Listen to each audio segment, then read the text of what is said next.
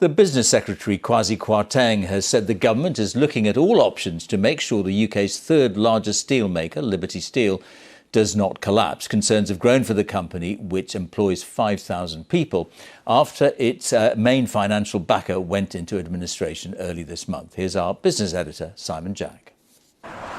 Rotherham, one of the 12 towns and cities around the UK facing a new crisis in the steel industry. They're all part of an industrial empire facing financial ruin. Well, Rotherham's a steel town. It's recognised as a steel town. Chris Williamson has worked there for 26 years, his father before him for 40. He explained what the impact would be on Rotherham if the plant closed. It'd be devastating. Rotherham would suffer vastly. What other jobs is they're going at the minute? What pay? But if we go to Wayside, as the chains go as well, in the end you just end up with a town full of shopkeepers and nobody to buy anything because they haven't got the income. Down the road is Rotherham's sister plant in Stocksbridge. Tracy runs a cafe right outside the gates and she counts generations of workers among her customers.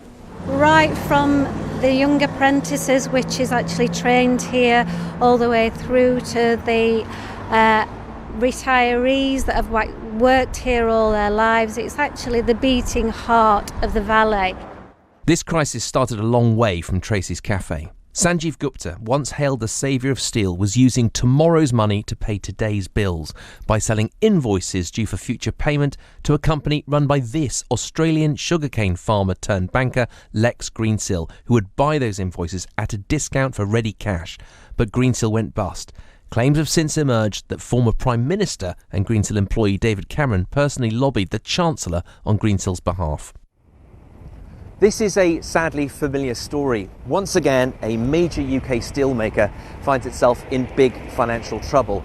Its one-time saviour, Sanjeev Gupta, who bought this plant and plants right across the UK, has essentially run out of cash. Remember, it was only 18 months ago that the government had to intervene to keep British Steel going. Once again, it finds itself having to dust off plans to intervene in an industry it insists the UK still needs.